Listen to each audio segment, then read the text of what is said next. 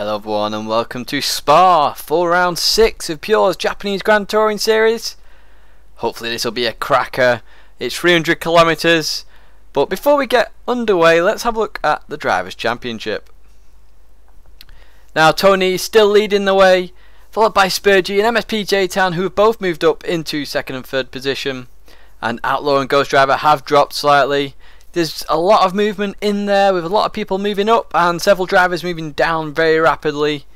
But remember, this is only provisional. There are 2 rounds that these drivers have to drop, and we've only got this round 6 and round 7 to go. When we get to round 7, we will do a sort of an analysis of the championship and who is actually in the lead officially. Now let's have a look at the Constructors' Championship, which sees Lexus Denso Sard at the top. All those teams have moved up because the Toyota Castrol Toms have dropped down. That's because, remember, Tony was a part of that team and Tony and Ghost were bringing in some huge points. Now Tony's turned to a privateer. There's only Ghost really bringing in some points, and that's resulted in a huge drop. They're now in 5th position, and I don't think they're going to recover from that position. Just above that though, we've got the Nismo Z and Calisonic Impulse Ultra teams. They're neck and neck, half a point in it, so that'll be a good battle to watch come these next 2 races. But now let's get to the actual race now, and of course the usual warm-up lap. So we're on a Lexus Denso side, and you probably just saw there with the graphics who we're on. And you're probably who's behind actually, because it's not MSP J-Town either. But here we go, here is the grid for this round. And as you can see, it's Tony once again with a 2 minutes 13.946 on pole position. He's in the Lexus Denso Sard. Now, I did just say it wasn't J-Town in 2nd place, and as you can see, it's his teammate MSP Tomson. Now we've not seen much of him, but look at that lap time he pulled out. He nearly got pole position in fact, and that is a very good run, so he might be one to watch. MSP J-Town, remember, he got disqualified from a previous race, which is why he's down in 3rd position in the championship. He's moved up from a few positions from the last race, and now he's wanting to move up again. MSP Tomson could play a significant role in this race, because of course they're teammates with MSP J-Town and Tomson. Is Tomson going to have an effect? Is he going to try and let J-Town get into the lead and try and win this race to really pull back the gap to Tony? Tidgney, our famous driver who keeps coming from the back quietly, just coming in and getting those positions. He's starting in 4th position in this race, so he'll be looking to really get up there and try and win this race, I would think. We then have MSP Juju in 5th position. He's 11th in the championship. He's moved up 4 positions last race. He's in a good spot again, starting in 5th, so we'll see what he can do in this race. Phaedrus, 6th position in that Honda, top Honda, and we'll see what he can do here. Oh sorry, he's not the top Honda, Skendiggy's in front of him in fact. But he is the top Shimai Honda. He's dropped 5 positions because he didn't make it into Lounge 1 in the last race. So now he's back in here again. We'll see what he can do. Lazarus Cool and Hashino make up row 4. Neither of them have moved up in the championship. Neither of them actually dropped any positions.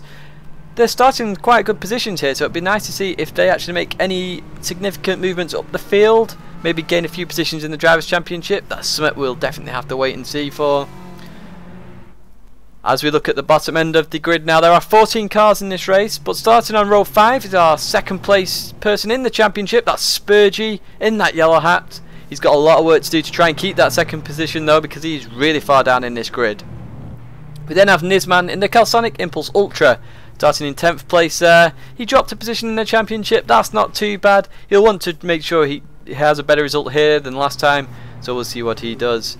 We then have Marco M95, a new driver to Lounge 1. We'll see what he can do. He's in the Honda. Obviously that's not been the stronger car compared to the rest of the field. We'll see what he can do though here at Spa. Be an interesting driver to watch because we don't know what he's like. We then have Pasm, of course, a good strong driver, making up 5 positions in the championship from the last race. So we'll see what he can do. We then have Moleman and Stretchy making up row 7, which are 13th and 14th positions. Stretchy, of course, qualifying in Lounge 1. He's just pushing up in the championship, 11 positions gained, and that is exactly what you need to do, get into Lounge 1. Unfortunately for Muriel, he didn't do that. He was 6 thousandths off, and that meant he's not got a chance of gaining any more points, and he starts in Lounge 2. But we are in Lounge 1. let's see what's going to happen with this race as they come around the final chicane now. We have 14 drivers all ready to go racing, and it's going to be very interesting to watch. So we're starting with Tony, of course. Look at that for a grid. We've got the yellow hats there together. We've got 3 Lexus Stento stars starting at the front of the grid. We're just waiting for Tony to kick off as they cross the line. Still not going yet, still not going. They must be starting at the other starting position just around this little short corner here. Of course, it's much safer to do that because of the tightness of that first corner. But they're now on this back straight here. There are 2 starting positions for Spa. We're starting at this second one here. And now we're going to wait for Tony to kick off the race as they come round. So what a lovely camera angle that. You can see all 14 cars there, and Tony started off there. Very good start by Tony. So we've got Tom's on and MSP. Tom's on instantly lets J-Town through. Look at that. Definite team order straight where there. Tom's on let off, but that's J-Town through. Now looking at a bit further back in the field. Have we got any movement there? We've got a Honda and Lazarus Cool, looks like side by side there. Lazarus Cool gaining positions. MSP J-Town straight to the lead. Oh, we've got movement here. Tony's been now dragged by a lot of people there with the slipstream, so we've got 3 car wide going into this corner here. And Skendicki making up the positions. I said he would try and make up positions. He's trying right here.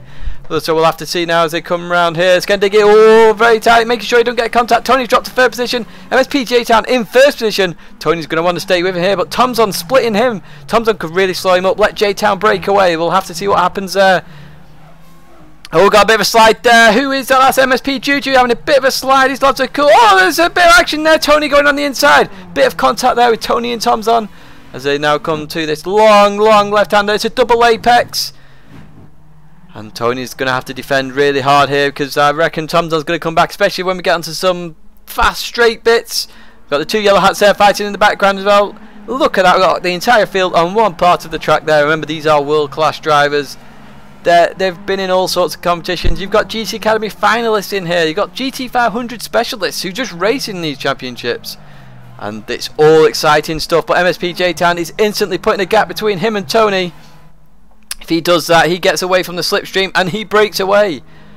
So we have 44 laps, which is 300 kilometers. So they're going to pit twice more than likely. I'm not sure how many more pit stops after that. We've got strategy. Remember, our last 300 kilometer race, we had a 1-stopper, we had 2 stops, and I believe we had 1 3-stopper as well. So we'll just see what happens. But we've got Tom's on trying to make a move on Tony coming into the chicane, but Tony defends very hard there from Tom's on.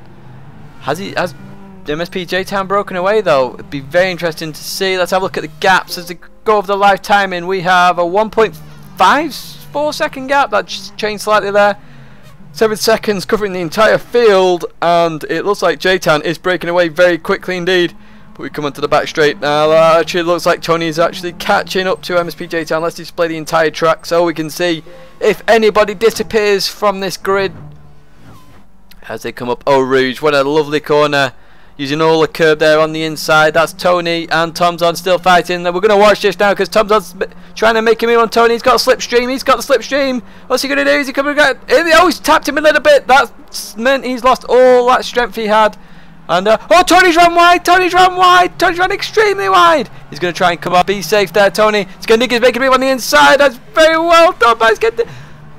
As Tony ran a bit wide, Skendicki's on the inside. We've got MSP Juju also trying to make a move there. It's 3 wide into the... Oh no, Skendicki's got that. Skendicki's definitely got that. It's 2 by 2 now. Lazarus Cool's trying to join in this, and that's going to cost Tony dearly. This means MSP J-Town is definitely going to break away. He's definitely going to break away here, and that would mean that J-Town is definitely going to catch him in the championship.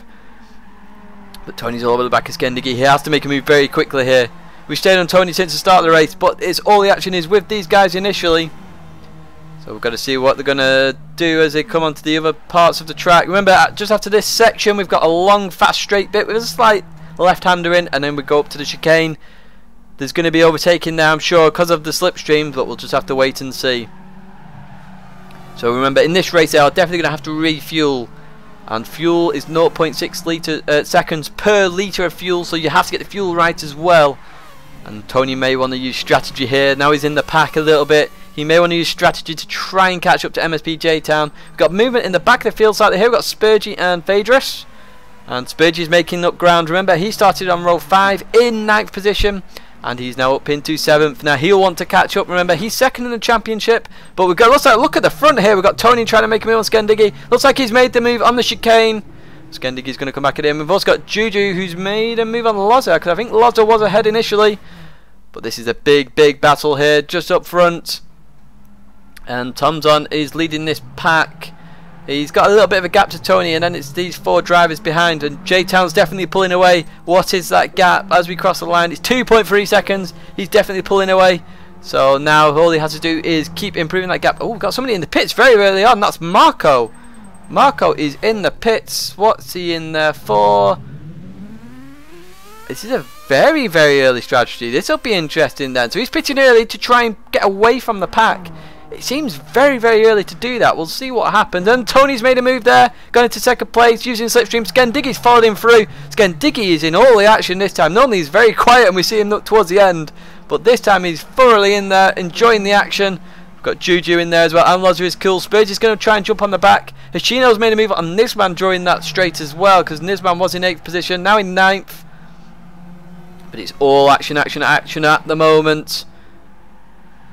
So Marco, we're going to keep an eye out on the map for, because if he can get some speed up, especially with a pack, remember there is slight understeer when you're behind cars, so you could get a bit more speed when you're out on your own, and it's a long, long race. That's Logi's cool, running extremely wide there, stayed on track just there. I noticed Juju has a bit of damage on the front left. We'll have to wonder if that's having any effect. It could be graphical, remember, when you have so many drivers in the lounge. Graphical glitches can happen, and that could just be one of them. I'm going to jump up front, see where Tony is in regards to Skendigi and Tomzon. He's pulling away very, very quickly. But is Skendigi still in the slipstream is the question, because if he is, Skendigi could come back at him. But they're coming around now. It's a lovely sight that we've got all the cars just all in that one place there. And Skendigi's definitely in the slipstream. He's definitely catching. So Tony's not broken away. Tomzon looks like he ran a little bit wide there. He's coming under pressure from Juju. No, nothing happening there. As they all come round. So we've got 2nd down to 9th. Oh no, we've got we're down to Pazm in this battle. In fact, everybody is pretty much in this apart from Marco and J-Town. That's incredible. We're on lap 5 already, and every driver pretty much is in this battle at some point. They're so close together. In fact, I reckon Marco's probably losing a huge amount of time actually, because they're all in slipstream basically, and Tony is a really, really fast driver. So the other drivers are actually getting faster lap times because of this. As Tony comes across Eau Rouge there, using all the curb.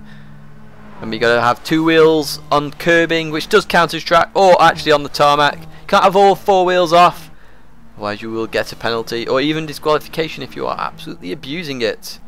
But everybody catches up again to Tony. This is what I mean about slipstream and gaining lap time here, is because Tony is such a fast driver in the critical sections of the track where it's slower corners and you're doing a lot more stuff. When you come onto the straights, you can just pull up that gap again, and Skendigi is going to try and use that, I reckon, to make sure he gets a good lap times and get some time between him and some of the other drivers. Unfortunately for that though, all the drivers are actually pretty close together at the moment. No one's made a real big mistake here.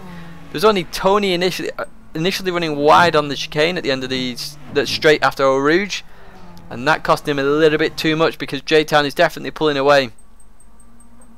But as they come round, is anyone... Again, it's 2 little packs here. And Loza is cool, is leading another pack there with Nisman and Hoshino, Phaedrus, Pazm, Stretchy. Stretchy's just off that pack actually. And Moleman is just trying to keep up with Stretchy there. Stretchy's going to want to keep up with this pack because you want the slipstream, you want to be in the battle. 1 position gets you more points, gets you more places in the championship. So we look to Tony, Skendigi there, and then Tomzon. Then we have Juju and Spurgy. Spurgy's actually made up another position because he was behind Loza, and Loza's just lost out to Nisman. And you don't want to be side by side in that corner. It's only really 1 car wide, that really, because of the speed you're doing.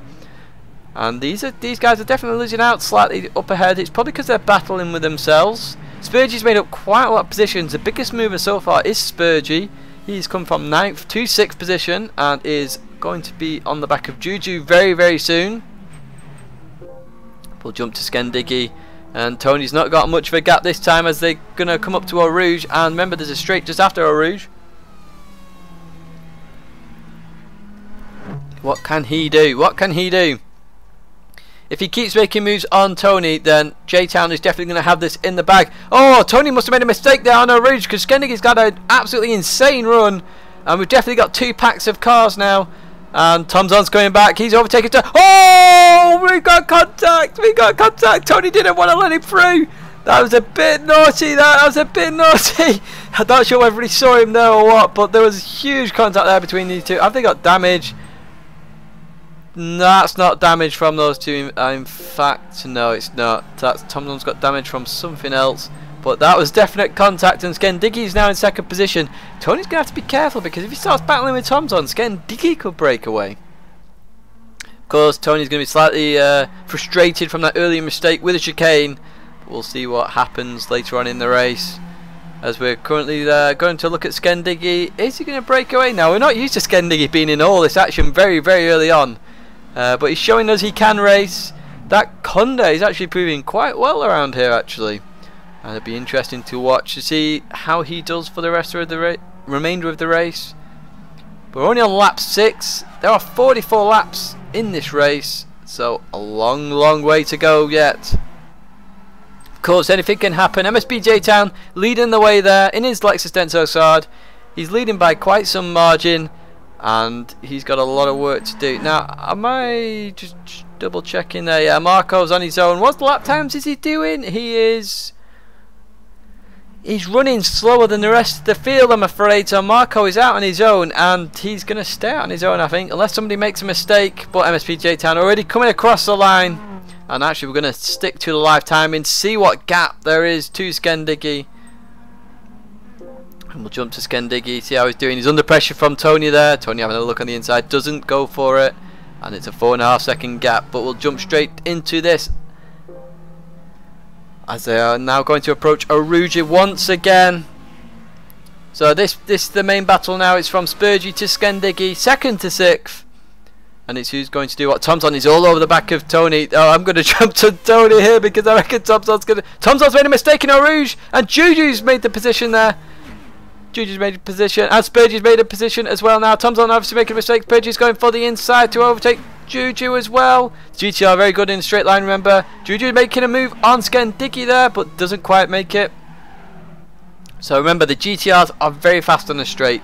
We remembered that from round 1 at Tokyo when they were getting all the speed on the straight. And now they're showing it again when they come on the straight. So getting a slipstream, they're getting a bit faster speed down those straights, and they're making moves. So Spurgey's now got up another position, starting in 9th, now up to 5th. And his next target is Juju. It was Juju previously, but Tomzon made a mistake, and that put him to the back of the pack. Now Tony's up ahead. He has to try and break away. He has to try and get a second in a short space of time before a straight, really, because otherwise he remains in this battle, and he doesn't want to be in it because it's costing him too much time. If he could break away, he could catch J-Town, depending on pace and strategy in this race, really. So they've used a quarter of the fuel already. That's lap 7. So 7 laps, quarter of a fuel. Lap 28, you're out of fuel basically. So they're definitely going to have to refill. And it's by how much as well when they're there, because it's not a full tank unless you pit. So that'll be very interesting, because obviously 2-stop strategy, you're going to want to put it across both. Now you've got your time of your tyre change in there as well, and you have to time that with fuel and then try and lose the minimum amount of time on both settings, really. So as Tony is now going to be under pressure from Skendicky, he can't break away. Spurgey's under pressure from Tomzon there, and they don't want to start battling because the group behind is then going to catch up, and then we end up with a 13-car battle, which is rather insane when you even think about that. A bit sideways there, but obviously a bit of a 4-wheel drift to try and get around the corner a little bit quicker. Trying to break the slipstream straight away, go to the inside, try and stay as close to the wall as possible, see if the other driver is as daring. And there's a bit of a gap between Juju and Spurgey there. That's because of Tomzon and Spurgey battling. But Tony gets around there safely, but he's still in the slipstream. He's still got people in his slipstream, should I say. And Skendicky's going to come at him at the end of the straight. Oh, he's gone to defend really early there, so Skendicky's going around the outside. Juju looks nowhere to go really for Juju. Skendicky gets a position, and Tony has to come in behind there. Tom's made a position on Spurgey there. Spurgey losing out. Oh, there's a bit of contact. That's Spurgey and Tom's. Spurgey looked like he just tapped the rear. Tom's caught it very well. So they are now back racing. They want to catch up to this pack, if I'm honest. I'd stop fighting and catch up and then start battling again, because Nisman and Lozer is cool. Will definitely want to catch up to these guys. Try and make it a big battle. So Tom's obviously got a little bit of damage. I'm not sure whether that's actually having an effect or not. We'll have to wait and see as he comes around if he's actually driving straight. It does look like it's having a bit of an effect. That does actually look like actual damage rather than an effect, because I know Juju's got Juju's got 2 parts of damage now. So I'm assuming Juju is actually having a bit of a bumpy race there, and we've not actually seen why. I assume it's just under braking, slight taps here and there, and it's causing just a bit of damage. Nothing to worry about too much though. It's not pure red. It's just a slight circle, and he can carry on racing. Probably balancing out because it's either side of the car, if I'm honest. But they come round this fast left-hander. You've got to be very careful. You don't want to run too wide there. And as they come up to the chicane, you've got to pick your braking point out. Tony's looking on the inside. Is he going to go for the move? He does it indeed. Scandigi staying in front there, staying in second position. And Tony's going to want to start thinking about strategy soon, I would think. And Tom's looks like he's just pitted. And I can't. I just show him in the background, but I can't click him actually anymore. And there we go. So Tom's in the pits, and it'd be interesting to see where he comes out versus Marco, because Marco's been on his own. Let's have a look at the timing sheets, and Marco's lapping about the same time as these guys actually. Well, he is now anyway, but you can't really say Marco's catching. I assume Tom's going to come out very far ahead of Marco here. We'll have to wait and see. Yeah, he is. It'd be long gone. But we've got, I don't know what's happened actually up front. We've got if we jump to this, come on, screen load. There we go. So we've got Tony, Scandigi and Juju, and Lozer is cool and Nisman. What's happened here? Spurgey must have made a mistake somewhere, because Spurgey's now in a big battle. So we've got 2 little packs. Well, 2 little. We've got a little pack and then a big pack, should I say? And Spurgey's not going to want to lose out to Nisman and Lozer is cool. So Spurgey losing a few positions here. Made a mistake somewhere. Didn't see where. But hopefully he can come back later on in the race. Pazum's been a bit quiet. He's slowly been gaining a few positions, hanging on to certain packs, making sure he picks the right moves wherever he can. And Phaedrus is one of the big losers so far in this race. He started in, I believe, 6th position, and he's now down to 10th, so losing out a huge amount. So unfortunate for Phaedrus. Has he got damage? No, he hasn't got damage. Just now in a battle with Stretchy, so we'll have a look at this battle briefly. See if Stretchy wants to make a move anywhere. Try and get a position or 2. Well, if he can get past Phaedrus, push towards Pazum and try and join the bigger battles that are happening in this field. Apologies there, just having a little bit of a drink. Of course, commentating makes my mouth dry, and we've got pretty much an hour of racing to do. So Phaedrus pulling away a little bit there from Stretchy. Is Stretchy going to make a move coming into the chicane? Cuts that very much so. Still stays on the track though. Very well played. Coming into the chicane, is he going to have a look? No, he just stays behind there. We're going to jump a bit further up. Is Spurgey close enough to Lozer's kill? He is indeed. He's not lost out too much there, so hopefully he can get back in the slipstream. But he's lost out to the bigger pack coming up ahead. With Juju, Scandigi and Tony. Now Juju, we've not seen too much of him in the big battles, but he's in these now, and Tony looks like he's pulled a bit of a gap. Let's jump to Tony. Has he pulled enough of a gap to actually pull away is a good question there. So we're on Tony now. He's doing 159, 160. He's definitely not lost there. Look at Scandigi doing nearly 180 miles an hour. That's all slipstream there as he goes. Is he going to make a move? No, just stays behind. So not wanting to make too many big bold moves there by Scandigi. I assume it's just to stay away from the previous pack. If you start making a lot of moves a lot of the time, you're going to have pretty big issues. Now we've got a few people that have pitted already. Pazum's been in the pits now, and he's right behind Tom. Pazum's actually done well here, because Pazum was in initially 9th. Tomzon was fighting for 5th position, so Pazum's done very well here. Is he going to make a move? No, he's staying behind. He's just letting off the throttle. He's obviously realised Tomzon's a pretty quick driver, just wants to get some more time really, not abuse the tyres and just try and go as far into the race as he can. So Moleman as well has pitted, but he's come out behind Marco, so Marco has made a position there, and we'll see what Marco does. He's actually pretty close to these guys actually. I'm surprised by that because obviously he pit very early on. It didn't look like he was having too much fun out there with lap times, but if we look at lap times now, it looks like has Tomzon made a mistake? That's reading really weird. I'm not sure it's meant to be reading weird like that. We'll jump back to full view now and we'll have a look up front. So we got Tony and Skendiggy. There's Juju's lost out here somewhere. Juju's made a mistake somewhere and he's lost out to Skendiggy and Tony. So now it's a two-car battle for second position. What's going to happen? Is anyone coming in the pits? No, they're not. Oh yes, there are. Juju's coming in the pits. So we're going to stay with Juju, see where he comes out actually. We've got a few people coming in the pits now. And who else is coming in the pits behind? It looks like a yellow hat. That looks like it's going to be Shino. It is indeed. So two guys now in the pits. We've got Juju and Shino. And we want to see where Juju comes out. First is Tomzon and Pazum, because Juju was battling with Tomzon initially. What's going to happen here? Who's going to come out where? So we'll stay on this actually. So we've got this sharp right-hander. Now initially as he comes out, he's going to have a lot less momentum as he comes around this corner. And is he going to lose out? I think he's actually lost out here. I think actually this is going to be very close. And yes, he has. Tomzon's overtaken him. Pazum has overtaken him as well. And Pazum has made big moves in this. This is strategy alone. And Pazum's definitely done this. So Pazum moves up a position. He's now in a battle really for second place. Well, third place even. Depends how much speed they get. No, you don't want to battle too much. What's Pazum going to do? Pazum is actually making a move now on Tomzon. And Juju's going to be all over there. So they're all moving about all over the place. Oh, free wide going to the right-hander. And who's... we've got Juju winning a little bit wide.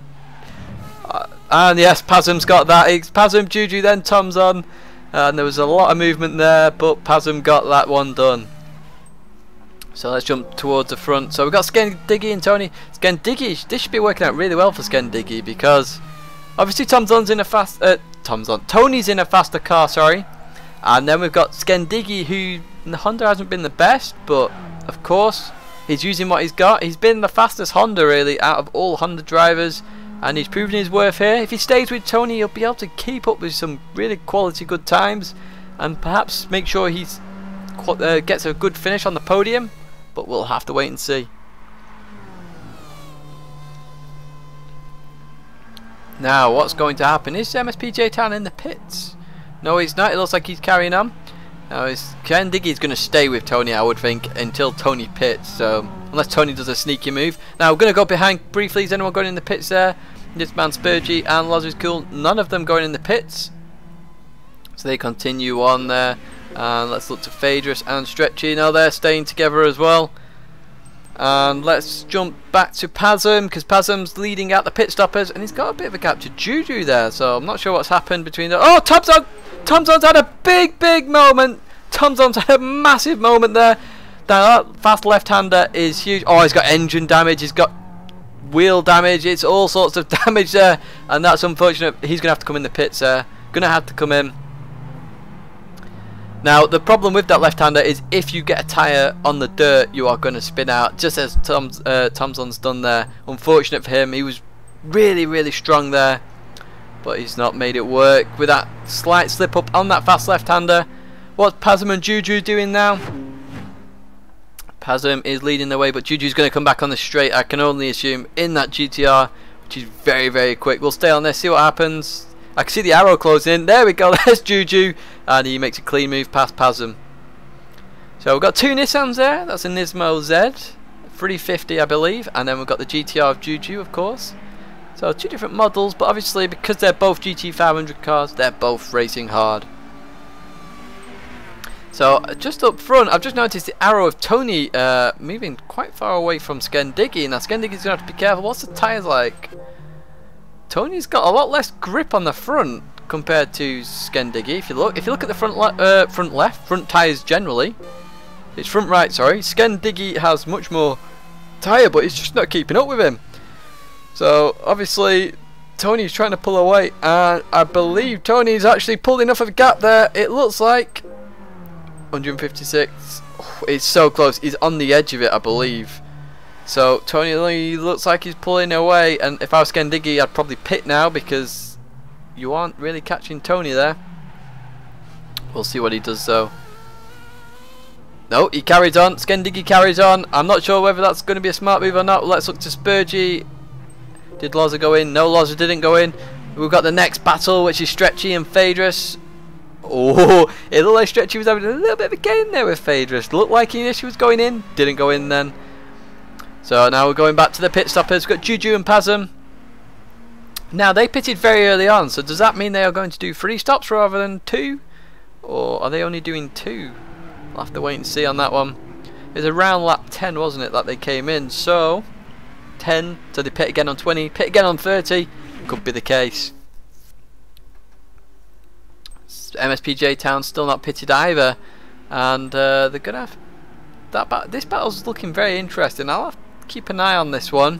I'm gonna jump up front. Actually, I'm gonna jump to an overtaking move that's about to happen, because I could see it on the map, and Phaedrus has just got past Stretchy again. Slipstream battles. Honda versus GTR. GTR will normally win in the straight line speed, but obviously Slipstream helps massively. So I'm just looking at the battles going through the field. We've got Nisman Spurgey Loza is cool. So that's going to probably play out a little bit. Not sure if anyone's going to be brave and do a pit stop and then be even braver and pretty much stay out. We'll have to wait and see. Looks like Tomzon didn't actually retire. It looks like he's still racing around. So is that tactical? Could be that, you know, if he does become lapped, he could maybe slow down Tony even more, try and let J-Town get more points gap if Tony slips down the order. We'll have to wait and see there. It's nice that he is racing on it though, because anything can happen. If he's made that mistake, somebody else is more than likely going to make that mistake, especially with an hour's racing to go still. Actually even more than now. It could be a 2-hour race here.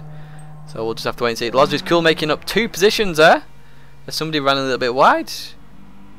No, he must have just had a really good move, but unless the position board was just being a bit buggy and moving all over the place. Don't make a move there. I was a bit worried there that Nisman was going to make a move, because you don't want to. If you make a move there, you've got to be brave, and slightly silly really, because it's only 1 car wide. The speed you go, you lose too much momentum. Oh, we've got 2 people. I said this would happen. So we got Loza is cool and Spurgey in the pits. Is Nisman going to regret this is the next question. And Tony's in the pits as well. Skendiggy's in the pits. So we've got 4 drivers in the pits. And it looks like as well, Stretchy, has he lost? Stretchy's in as well, right? So we've got 5 cars in the pits. And where's Pasm? Pasm, oh hang on. Pasm's already coming up onto this. Pasm's passing loads of people. Pasm's made huge gains. This is perfect strategy from Pasm. He's not got Tony, because Tony's much further ahead, but Pasm has made huge gains here with Juju. And who else has made gains here? We've got Hashino has made gains. Spurgey, Marco has made huge gains. So what I thought with Marco, hang on, Skendiggy's come out here. Does this? Very strange actually. Why has Skendiggy come out so far behind everybody? Let's have a look at fuel. Fuel. Skendiggy's filled up. I always assume Skendiggy's filled up for the rest of the race, whereas Tony hasn't. So Tony's got a big stop to make. Yeah, well, that was tactical. Now, what Tony's done there, let me just explain this briefly, is, as I said earlier, 0.6 seconds per litre of fuel, and he realised Skendiggy was staying on him just because of the slipstream. So what do?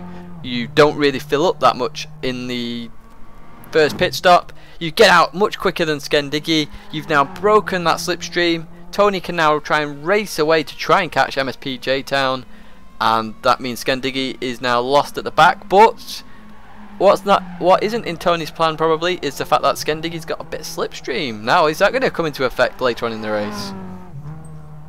One thing to look at actually is Juju and Pasm's fuel. Pasm hasn't filled up half as much as the other guys, but we'll have to wait and see how that unfolds. That could be why Pasm's made such a move in the pit stop phase. We've got MSP J-Town in the pits now. Now where's he going to come out? I assume Nizman's going to pit as well, but we're going to stay on MSP J-Town, see where he comes out versus everybody else, especially Tony. Seems like Tony's pitted.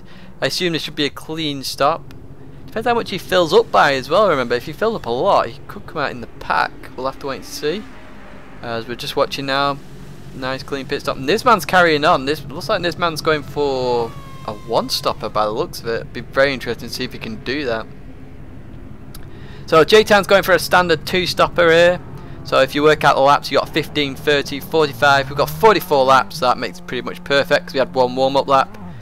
And MSP J-Town has filled up quite a lot. So Tony's underfilling has meant he's come out ahead, and he's probably got the net lead here now because obviously Phaedrus and this man are carrying on, and these two guys are separated by a huge margin. So we'll have to wait and see. Juju and Pasm have just... Ooh, that's interesting actually. They're not far off MSP J-Town. Now, if I was smart here, I'm not sure whether Pasm is going to do that. No, he's not. I was thinking maybe they could bumper draft each other to try and catch up, but they're not doing that, so they're going to continue as they are. They're still going to get some increased speed from the slipstream, and they could catch MSP J-Town. They're not far off at all. They are not far off. Now, with Juju, let's have a look at Juju and J-Town's fuel. So J-Town's definitely filled. J-Town's filled up a bit like Skendiggy really, and just filled up as much as he can in this first one, and then probably only going to fill up lightly in the second one to make sure he can get home in the race.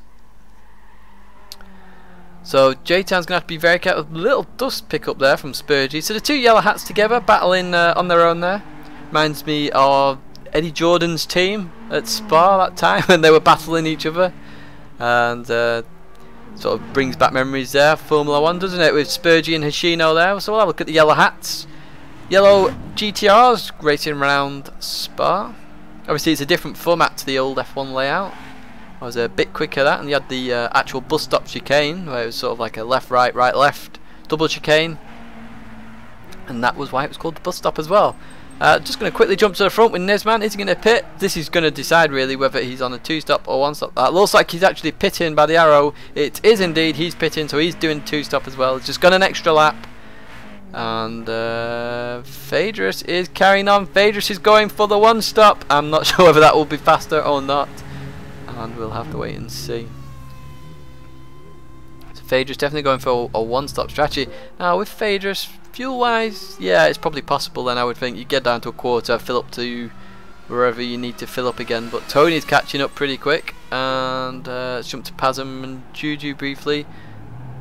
They are catching J-Town. They are definitely catching.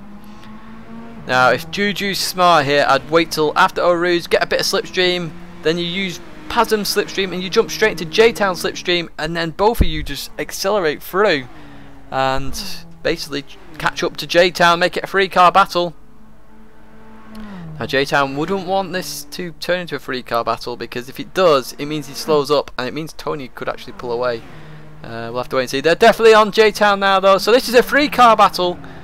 3-car battle for net second at the moment. Of course Phaedrus hasn't pitted yet, and we'll see what happens with Phaedrus. Of course, with him not pitting, he could maybe gain a few positions from this, because he's not in a battle, he's just out in his own race. But if we have a look at his lap times actually, 2 minutes 17 versus 2 minutes 13.8. That's Tony's fastest lap of the race. Juju's actually got the fastest lap of the race, only just though. They're all in the 13s. Oh no, we've got Spurgey on a fastest 13.4 there from Spurgey. So Spurgey's definitely got the fastest lap of the race. Shows the pace of the field really when everyone's fighting for those temps to get the fastest one. Remember, the fastest lap gets some extra points, and gonna have to be watchful of that later on in the race, especially when they have a bit less fuel. We're watching Pasm at the moment. Pasm trying to keep up with J-Town, make sure he stays in the slipstream, and I think they're still just in that. Only just though. That's very close actually. That's very close. We'll just have to wait and see. Battles further down the field. They're just out of that slipstream actually, I would think. If we have a look at J-Town's speed initially, 163. Nah, they're just in it. Just in it. And we're going to stay with Pasm actually. We're going to see what happens on the straight. Actually, we've got a battle for the lead. It's Phaedrus and Tony. Phaedrus doing the one stop. Phaedrus moving well out of the way for Tony. Obviously on a different. Oh, got contact. Got contact. Not sure what happened there. And Phaedrus, he's going very slowly.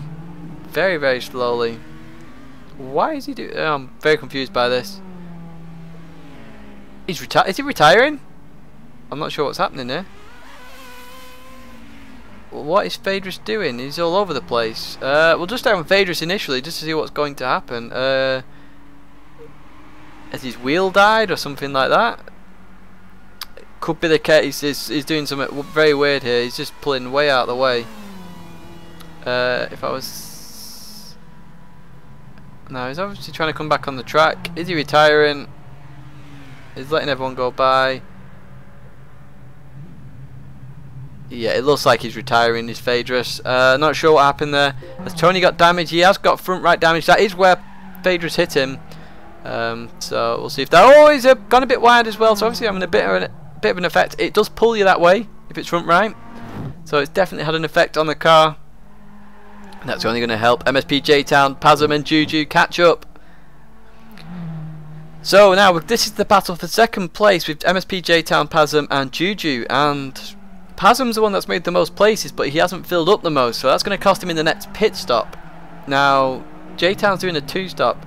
Is Pasm going to try and... See, what Pasm can do here, because he pitted quite early on, he could try and just use J-Town's slipstream to get the extra wear out the tyres. Now, he's going to have more wear and things like that on the tyres, as you can see there. Those two both have more wear than J-Town. If he carries on, he gets a bit extra lap time just from the slipstream. Could help him out. Now, is he going faster? No, they're going about the same speed there, so he's out of the slipstream, I'm afraid, is Pasm. So he could use Juju's just the same though, and try and just maintain that speed, because Juju was fighting quite high up. He was fighting for 3rd position at the time. So we're looking at the Spurgey and Hoshino now in the yellow hats, the yellow hat GTRs. These two have been quite close together throughout the racing season, really.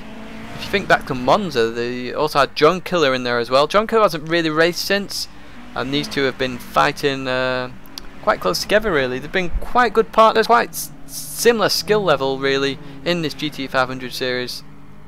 And it's just good to see two teammates battling so close. A bit further back we have Tidgney, who's broken away from Marco. That's where he came out behind Marco. And he's going to want to catch up to these guys. He's lost out on the slipstream, which is very unlucky because that Honda isn't very good on the straights. And he's going to cost him time here, I would think. Now, there's nobody stopped on the hill now, so I'm assuming Phaedrus is just wandering his way around to the pits just to retire there. We've got Moleman, who's much further behind than Tidgney, and then we've got Nisman. Nisman's dropped quite a fair amount there, actually. Marco, who pitted very early on, look at the tyre difference there. So if he pits now, he's going to have to pit one more time, is Marco, and that means he's definitely lost out still a huge amount. Then I have Lozer is cool. What's happened to Lozer is cool? Sorry, I've missed some of this. I've been trying to focus on the front battle, really. Lozer is cool's lost a huge amount here. I'm assuming that's just because he's pitted later. We'll have to pay attention to that. We've got Stretchy as well. MSP Tom's on. What's he up to? He's not doing much, of course, from the accident earlier on. So MSP J-Town, has he pulled enough of a gap to Pasm? Yeah, he definitely pulled enough of a gap. So it's just going to be the Pasm and Juju then in a battle for 3rd position, which is still very good for Pasm when he started in 9th place, was it? I can't even remember where he started now. It was that long ago. It's 40 minutes ago that we did the grid, and Pasm's, well, he's made a lot of positions, let's put it that way. As you can see on the map, we've got Phaedrus on the right hand side. Oh, Pasm's ran a bit deep there. Juju going around the outside, doesn't quite make it happen. But what I want, oh, so what's happened here? Tony's disappeared. Tony's disconnected. Tony is disconnected from the lounge. What has happened there? That is such a shame. Tony was leading the race and he's disconnected from the lounge, and that's meant MSP J-Town has now got the lead. I'm not sure what's happened there. That's very, very unfortunate if he has disconnected. I can only assume that's what's happened, unless he's made a mistake and just rage quit. I'm not sure. We've got Juju and Pazum having a battle behind, so these are fighting for second place now. Now with Tony gone, and we've got somebody in the pits as well, and that looks like Marco is in the pits.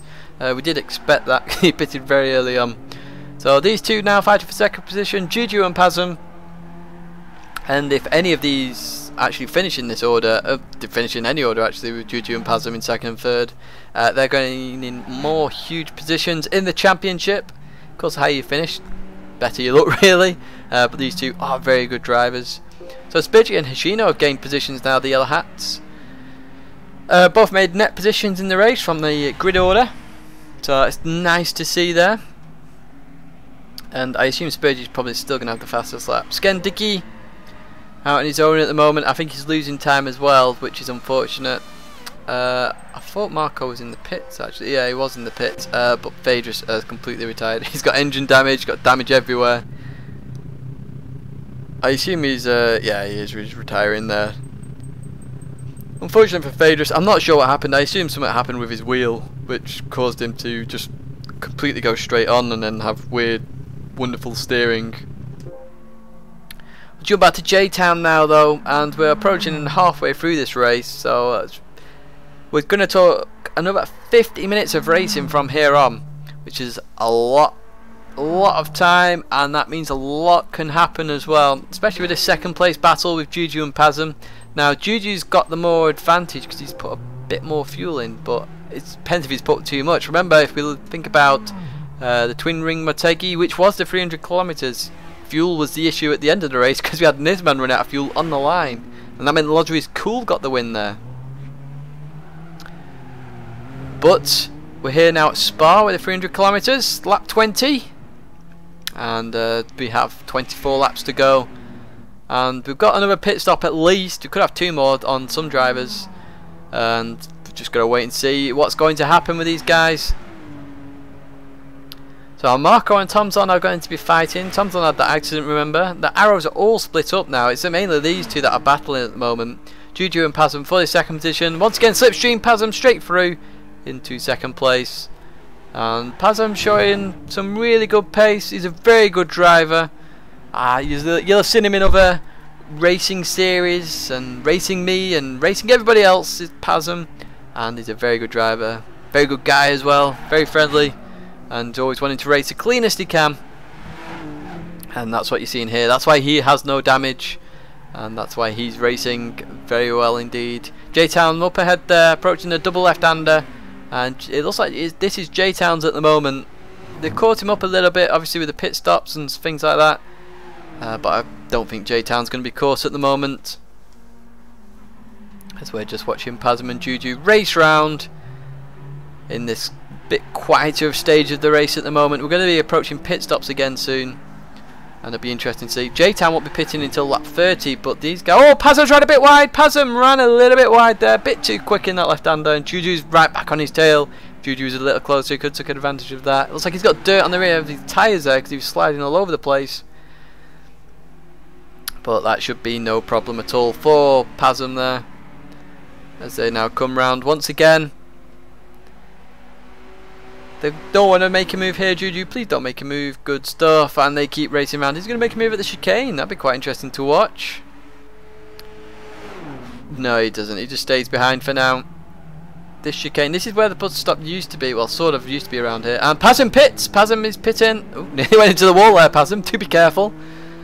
So Pazum on a different strategy, and that means he's probably going to pit again as well. So Pazum's on a 3-stop strategy, and I assume the thinking behind this is the more tyre changes you do, less fuel weighting you're doing.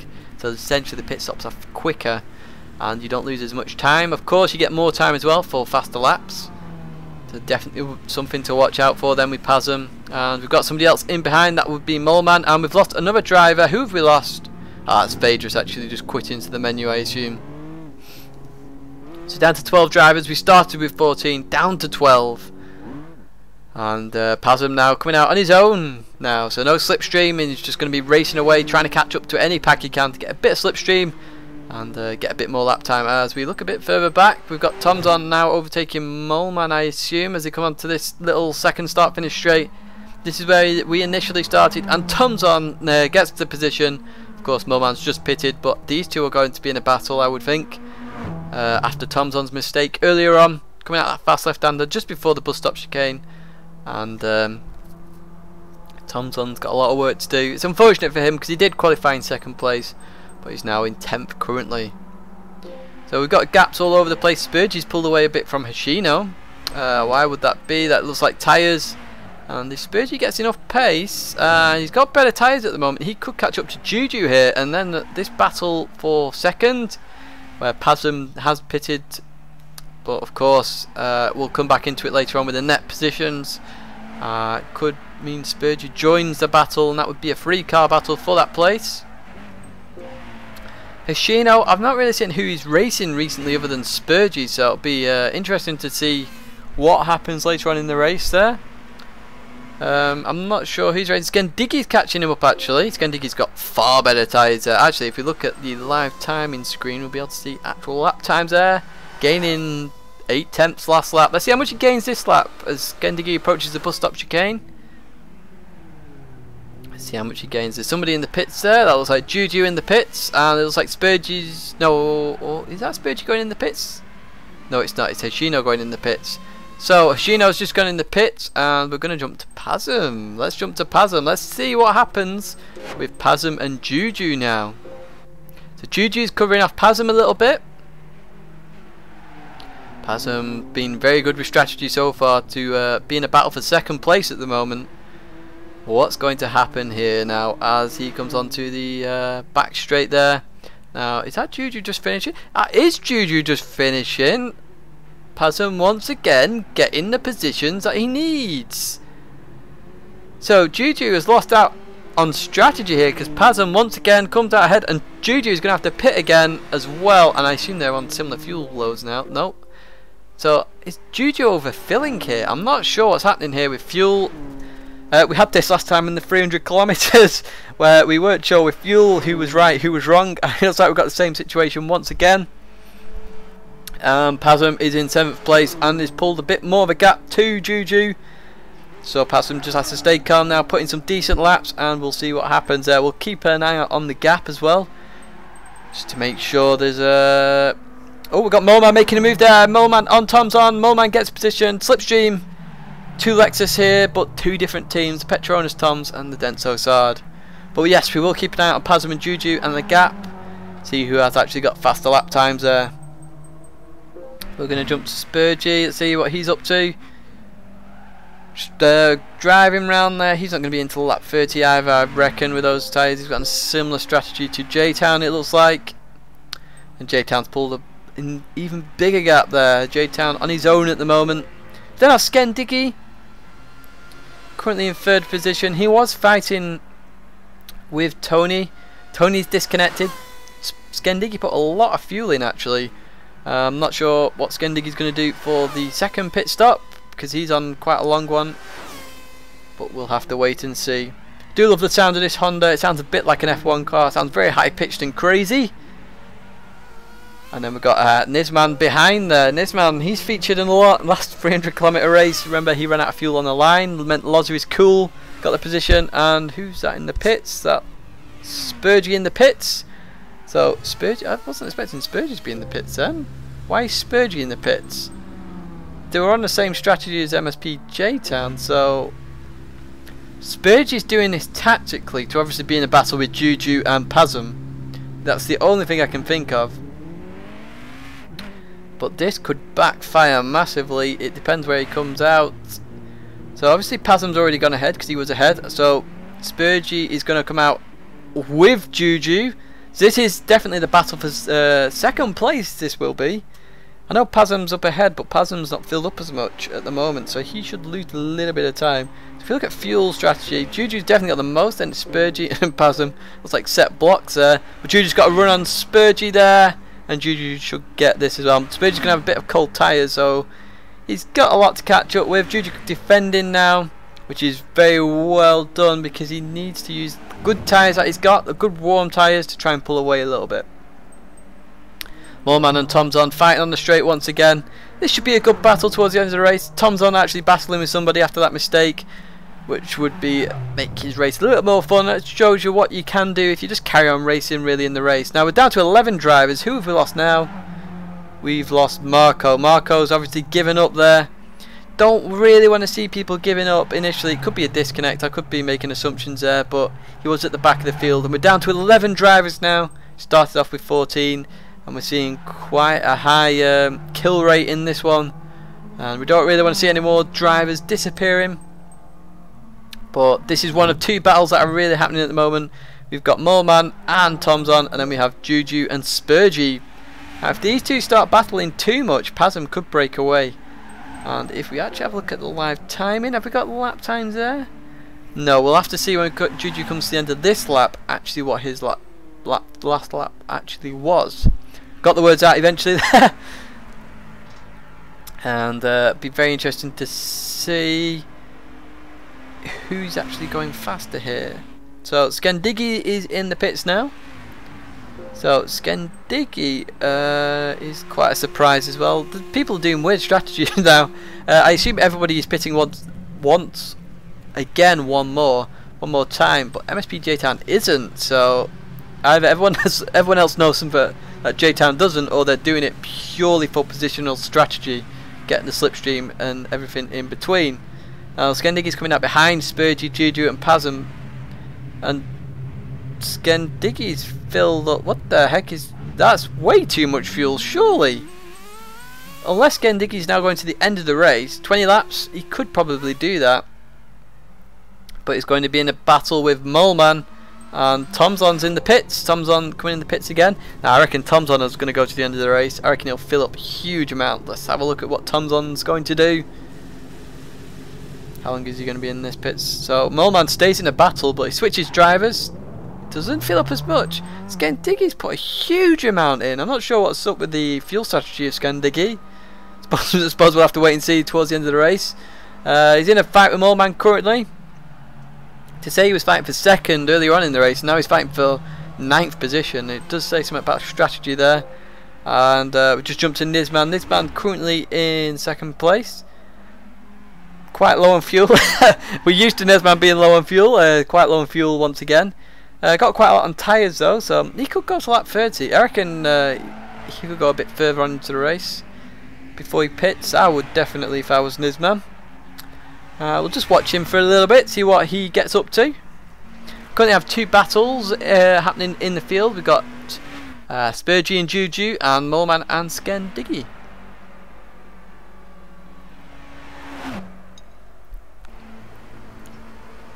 We've had no one lapped currently, but we've got a few DNFs, but no one has been lapped currently. So Nisman carries on there, carries on through the bus stop chicane, carries on start finish straight to start lap 25 of this 44 lap race.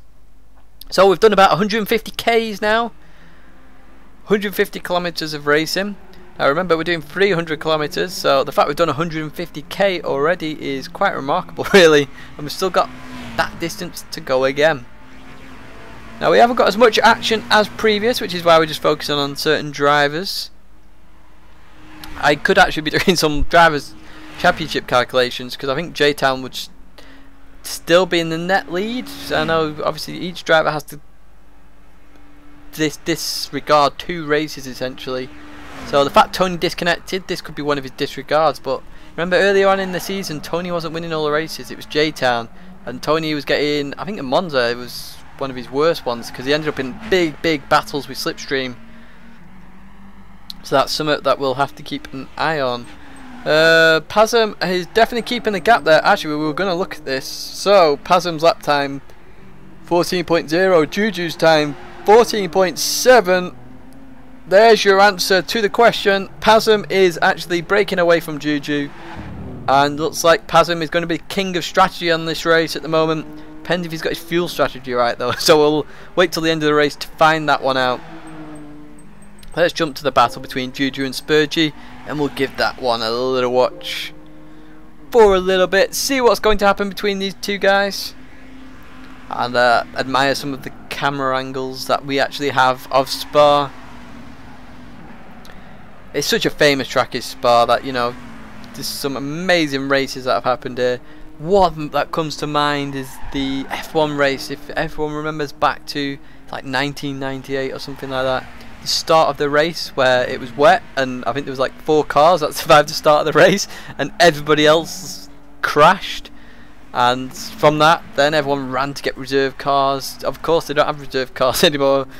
It's more reserve parts, and you've got to rebuild cars. But the fact that people did that start the race happen was pretty crazy.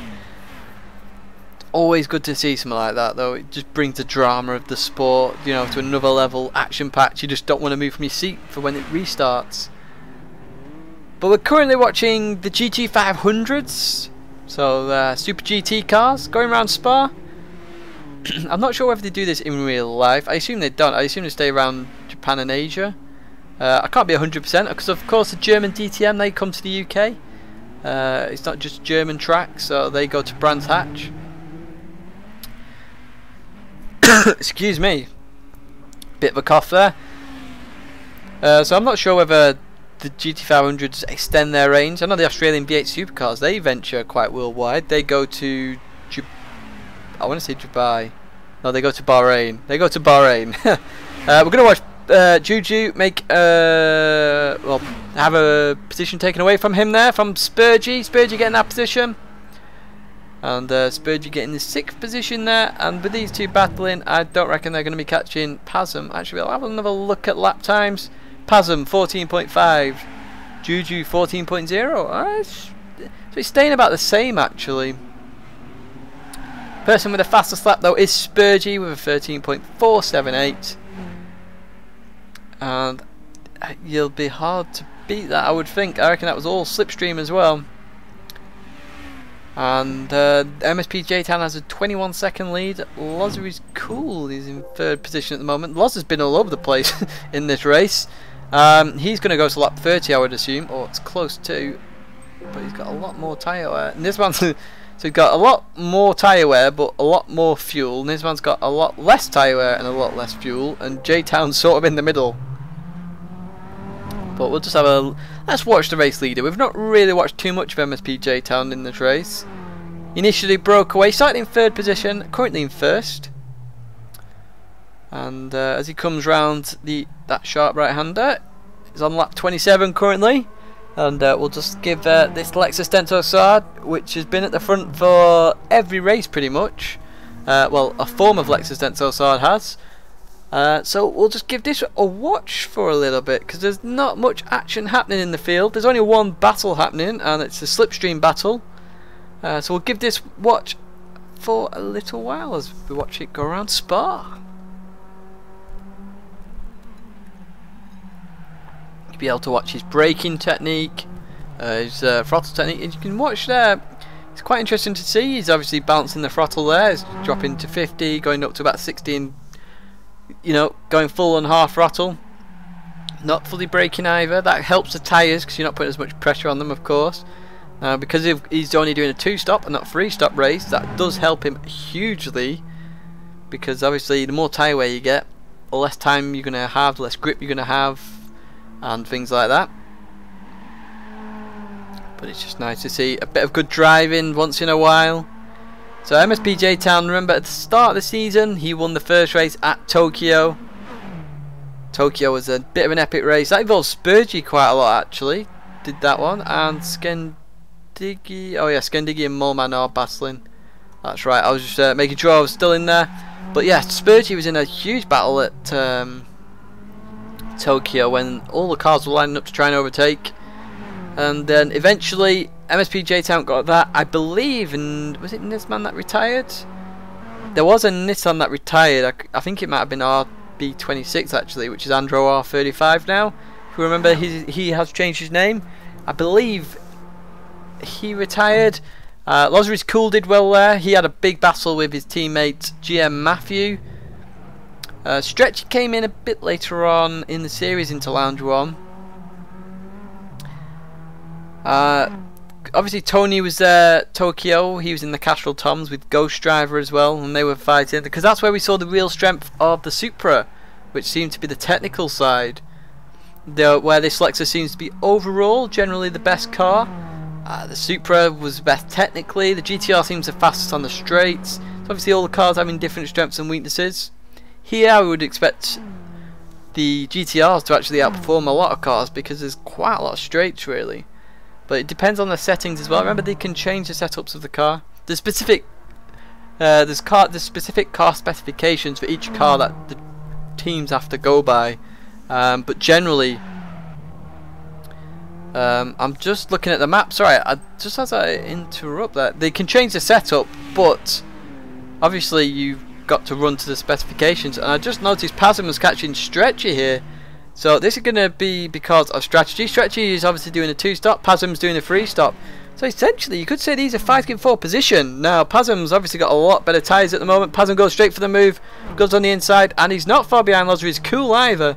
So Pasm getting the move done there, and is into 4th position now, sorry. And we'll keep an eye on Pasm. Now, Pasm is somebody who came in later in the series as well, and he's missed 3 races, I believe. So that's why he's not as high in the championship. He's done very well in every race he's been in. As I said, he's a very good driver, very clean driver, but he does have a fair old amount of pace in that car. And he's already pulling a bit of a gap to Stretchy straight away. In fact, Spurgey and Juju are catching up to Stretchy as well. Now, remember, Stretchy was towards the back of the field before all the pit stops happens. Now he's on a... They're all on basically 1 stop left to do. This is sort of your actual positions now, because everyone is going to pit stop again except Skendiggy. I don't reckon Skendiggy will, because he put in a huge amount of fuel. We'll have to wait and see on that one. Might be going for a very long last stop just to try and eke out the tyres. Of course, you could try the strategy of getting slipstream, just getting the lap times, even though the tyres aren't there basically. But we're on Pasm at the moment, and he's catching Lozer at a fair old pace of knots there. Look how much he's pulled away from Stretchy. That's what new versus old tyres does. In fact, if we have a look at lap times, 2 seconds a lap. And it's probably a bit more even on this lap. But Pasm is catching up to Lozer. Is cool now, has a look on the inside, doesn't make a move. He'll wait till just after the sharp corner, I reckon, after the sharp right-hander, the first corner of the track. Of course, it wasn't the first corner for the first lap, of course, as we started on the other back straight there. Runs a bit deep there, comes back in. Could have just been the fact that Lozer turned in quite early, but he's not going to have the move done up before Eau Rouge, which I suppose is quite smart. Try and use the slipstream after Eau Rouge just to get a bit of a slingshot forward. As we watch Pasm now as he comes off, and there's the little slingshot that he's going to have. Already well up on speed, and overtakes Lozer. Is cool to get 3rd position there. And with everyone having to make one more stop, he will have to overtake Nisman at some point. It's just when is he going to do it? Now, because he's doing 3 stops, I assume Nisman's going to pit. I assume Pasm's going to pit around lap 33, I would say, or 34. But Nisman is going to pit around lap 30, which will mean towards the end of the race, if things stay as they are, Pasm and Nisman are probably going to end up in a big battle. So that'll be interesting to watch. But Pasm in 3rd position at the moment. We only have 11 cars left in this race, which is a bit unfortunate, but there's been a few accidents. It's nice to see Tom's on carry on racing though after that big accident he had. He's currently at the back, but he's catching Stretchy and Mulman. Just looking at the big battle between MSP Juju and Spurgey. This has been going on for a very long while, and it continues to go on. It's been a bit of a slipstream battle, slingshotting each other every lap. And I've just realised Stretchy pitted last lap actually, so that's why he dropped down. So Stretchy now will be going towards the end of the race. So it'll be interesting to see after all the pit stops, because we're coming up to the final pit stop window really. Stretchy's sort of pitted slightly earlier than the rest. We've got MSP J-Town's actually already in. I've just noticed that on the map. So MSP J-Town in, so is Nisman. So these 2 drivers already in, and that will mean Pasm should get the net lead. And he does indeed. So that's Pasm into the lead. But he does have 1 pit stop to make. and he will have to do that with the amount of fuel he's got left. If you remember at the start of the race, after 7 laps, that's a quarter of the fuel tank used, and once again that will be the case here. So Juju and Spurgey carry on, of course. J-Town is just going to come out in a battle actually with Hashino. Hashino won't be pitting for a while, so this could be quite bad for J-Town. Now he did have a bit of a gap, so it shouldn't be too bad, but Hashino's going to make a move on this straight, I'm sure. As there you go, Hashino makes a move in that GTR, looks very good indeed. And MSP J-Town just staying out of the way a little bit there, obviously just trying to put a bit of a gap so he can get used to the new tyres on his car, and that will be J-Town to the end of the race. Now we said a quarter of a tank for 7 laps, so he's got way over half there actually, so he might put a bit too much in. Could be just playing safe really, but if he ends up in this battle he might want to have knocked off 5 litres just to make sure he was ahead of Hashino, but we'll wait and see on that one. Let's jump to this second place battle. Currently it will be a net 3rd position battle at the moment, but this is Spurgey and Juju. They've been fighting for a while and they're going to continue to fight. In fact, it's only the 3 stoppers now that have to pit, and they're going to pit probably in 2 or 3 laps. And Pasm's leading this sort of battle between these guys, and Pasm could have called this one well, but these two don't have to fill up as much, I believe, on field. Juju doesn't have to hardly fill up actually, and if that's the case we could have a massive 3-car battle at the end of this race, and I am so looking forward to a massive 3-car battle if that's the case. As we just watched Spurgey and Juju now come round, they're going to approach the bus stop. You can see the understeer there from Juju. His tyres were turning but the car was going straight.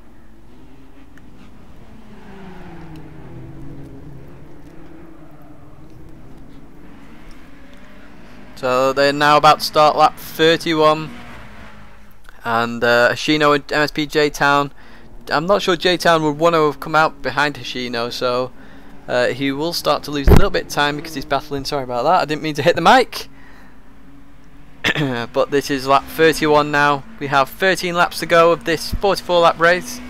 So 300 kilometers was the race distance. We've done 2/3 of that now. So mathematicians out there, it's 200 kilometers. It's what we normally race, is what we've done.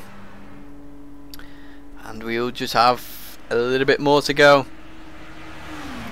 So Juju there getting the position back, of course slipstream. There's J-Town in the background with Hashino, they're side by side. And Hashino is going to, but he'll struggle in the middle section to keep on J-Town, because J-Town's going to have the newer tyres. And I've just noticed at the back of the field, I think he deserves a bit of a shout out once again, is Tom's on. After that accident he's in a battle with Stretchy there, and I don't think Thompson has enough fuel to the end of the race. Oh, that is such a shame if that's the case. We'll just wait and see though. We'll wait and see on that one. In fact, I think Moleman has got to pit. Yeah, I think Moleman will be pitting towards the end of this lap, if I'm honest. He's got the lowest fuel of the lot. We've not seen too much of Moleman in this Lexus Petronas Toms. He started very late in this championship. But he's made it into Lounge 1 a couple of times, which is always nice to see. New drivers. We've seen new drivers for a while. The new driver this time was Marco M95, but he's not managed to stay into this race. He's a DNF. We're not sure what happened. We're not sure whether he's just left or what. But he's only a privateer. He was in a Honda Vida, the HSV-010 to be precise of the model. The one that sounds like an F1 car is how I relate to that. And oh, we've got Pasm in the pits. Pasm in the pits. Sorry, I've just noticed Pasm is in the pits. And oh, we've got a break. Spurgey and Juju has split up, so Spurgey carries on and Pasm is in the pits. I want to stay on Pasm, see where he's going to come out. We've also got Hashino in the pits, I believe.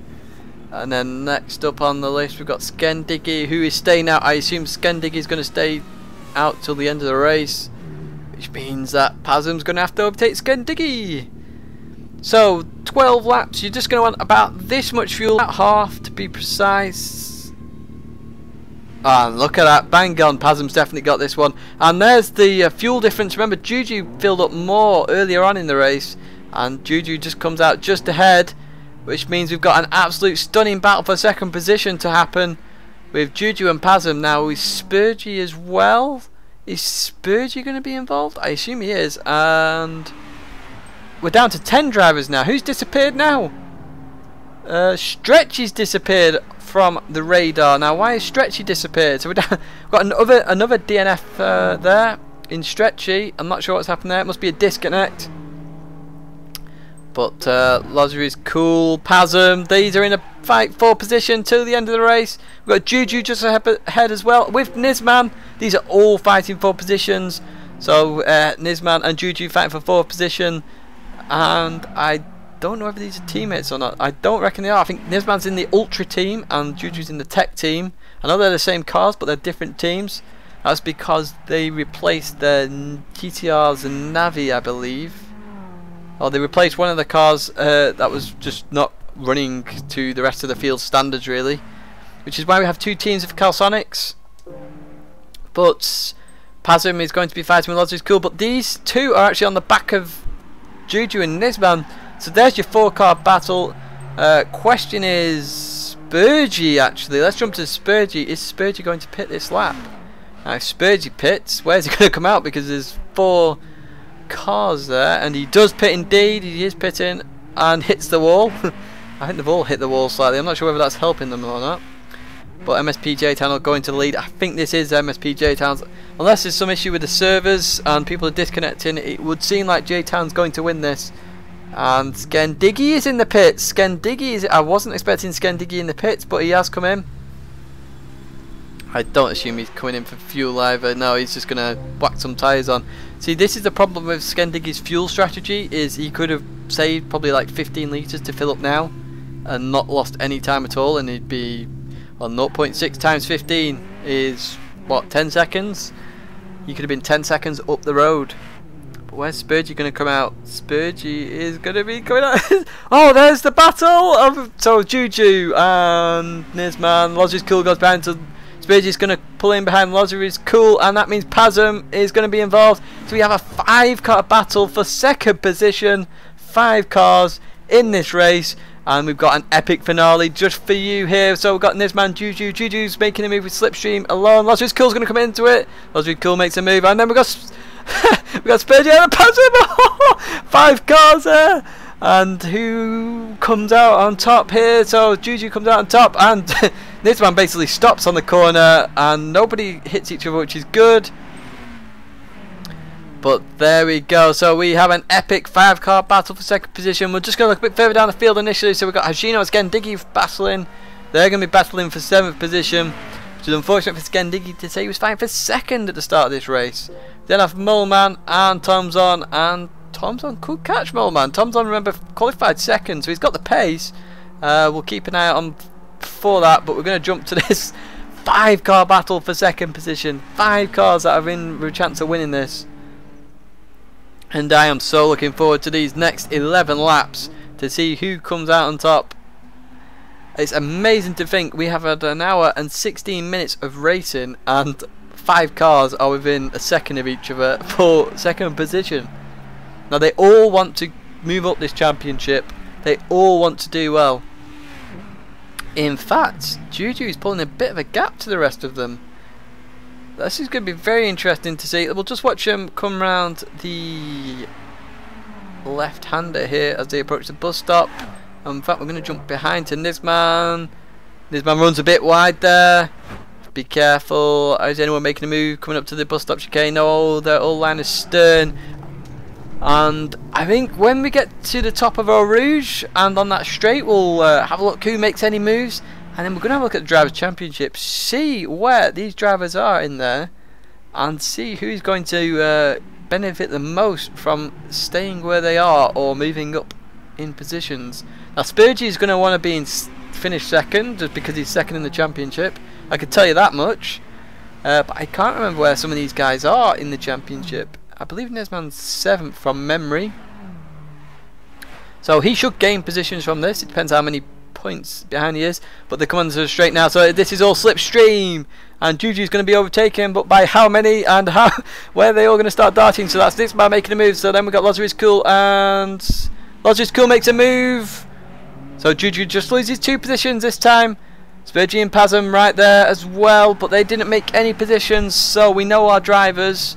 We'll just watch as they come down into this right-hander. Anyone going to make a move? No, they all stay where they are. Let's have a look at the Drivers' Championship initially. Let's see where they are. So, we have Spurgey in that battle. He's second in the championship. He wants to finish second. And if he finishes second, or even third actually, I think he would get the lead of the championship actually. We then have Skendiggy isn't in there, so Skendiggy's going to lose out. We've got Nisman. Nisman would overtake if he finished second. We then have Lozer is Cool is in there. He doesn't make much moves in there. Pasm would make huge gains in this. So would Juju. And that is everybody in that battle. So it's Pasm and Juju who would gain the most. But let's jump straight back into the action. As Nisman is in second position, Lozer is Cool is in third, Juju is in fourth, Spurgey fifth, and Pasm in sixth position. Let's have a look at the live timings initially. I just want to see if Tomson's catching Moleman. Can't tell yet until the end of this lap, so we'll wait for that. As they come up to the bus stop chicane, we're going to have a bit of a slipstream battle once again at the top of our rouge. I assume is. Oh, I thought Lozer was having a bit of a look at the bus stop. Oh, Pasm's having a look at Spurgey at the bus stop chicane. Doesn't quite get it done. Look like Spurgey closed the door a little bit. But that's them all crossing the line. Start lap 35. As they approach this sharp right-hander. So Nisman is going to lose some positions here, but it's how many and who's going to end up on top of the pack at the end of this one. So you can see the gap to J-Town actually, 25 seconds. It's J-Town's in the bag. He's got a pit stop in hand. So nothing to worry about there for J-Town currently. But now Lozer is Cool got a very good slingshot out of a rouge. So that's Lozer is Cool straight away. Now we've got Juju as well who's going to come in. And we're going to have Spurgey as well. So Juju goes to the right hand side. We've got Spurgey coming in. He's going to go to the right. Pasm, is he going to make any moves at all? No, Pasm stays behind. We've got 3 car wide. Goes to 2 cars wide. And then nope, we're down to. Oh wow, interesting that, very interesting. So Lozer is Cool, MSP, Juju and this man there. So only those 3 drivers at the moment that have made any positions. So it doesn't look like there's enough slipstream power to get from 6th up to 2nd at the moment. But Spurgey's looking on the inside there to try and overtake Nisman. Doesn't quite get it done. And then they're all sort of line astern as they come up to this double left-hander. Interesting thought is fuel. Lozer's filled up the most. So Lozer's obviously overfilled. Juju slightly less. Nisman even less. Of course Nisman's got the least. Spurgey's got even less. We'll have to get 7 laps. 7, 44, 37. We'll look on lap 37 what Spurgey's fuel tank is. Pasm's got a little bit more. So Spurgey and... well, I reckon Nisman and Pasm are on about the same, aren't they? Yeah, so Spurgey's the one to look out for fuel-wise. We'll have a look a little later on, see if he's going to make it or not. But Lozer is Cool's got plenty. Unfortunate for Lozer is the fact that he's filled up a bit too much. Now, if he'd filled up a bit less, say 4 litres, 4 times 0.6 seconds is 2.4 seconds. He could have been 2.4 seconds up the road. That's slipstream distance. He could have been away. It's not the case though, and he's in this epic battle. For 2nd place, and we've got Lozer, Cool, Juju, Nisman, Spurgey and Pasm. But Juju and Lozer have built up a bit of a gap here. They don't want to... if I was Nisman, Spurgey and Pasm, I wouldn't want them to break away, because you lose out big time. Remember, Juju, if he finishes 2nd, he will gain a lot of positions in this championship. Lozer is Cool will just gain on a few drivers. I don't think he'd move up too much. We'll just wait and see. Of course, remember that's provisional championship. They still all have to drop 2 rounds. But we'll just wait and see. As there we go with Juju. Juju makes a move straight away. It looks like they've got a bit of a gap though. And so they've lost out on the slipstream here. They've lost out on the slipstream. There's 2 different battles now. And Pasm has made a move. He's gone up 2 positions. This man has dropped to 6th position. He was in 2nd at one point in this battle after the pit stops. But they've got a lot of work to do now. Pasm's going to have to lead the way to try and catch up to the slipstream of MSP Juju. And with Pasm leading that little freeway battle, I reckon they could do that. I reckon they could catch up to those two. He's a very good driver and a very smart driver, and we'll have to wait and see. Now, I did say I was going to look at Tomzon and Moleman, and Tomzon's gaining slightly, 0.3. Not quick enough though, I'm afraid. He'll have to do more than that to catch up. And looking at the fastest lap, that's still Spurge's. Oh no, it's not. It's Skendiggy. Skendiggy, 13.289. Oh, hang on. We've got best laps of 2 minutes and 12 now. Actually, Loza is cool as the fastest. Where have these best laps come from? So left fuel obviously gone faster, and Loza is cool's got 2 minute 12. I was looking at the temps there and didn't realise the seconds. 2 minute 12.6. Loza is cool's got the fastest lap at the moment. But with fuel dying down even more, these guys could get more. And if we look to this, Pasm's actually caught up a little bit. He's broke a little bit from Spurgey, but they're still in the slipstreams. Is Pasm in the slipstream of these two in front there? Those two are fighting, but he looks much closer. It looks like this is going to turn into a 5-car battle once again. And 5-car battle with 7 laps to go is something I definitely want to see.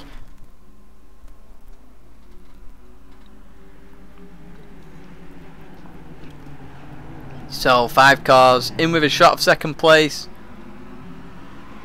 Who's going to get it? Now I'm not sure Skendiggy and Hoshino are catching these guys. So Pasm has now joined the front two. Spurgey, has he lost out here? Spurgey could have lost out. Pasm's all over everybody here. Pasm got massive slingshot out of the Eau Rouge, and he's on the... Oh, now Loza's got a bit of slipstream there.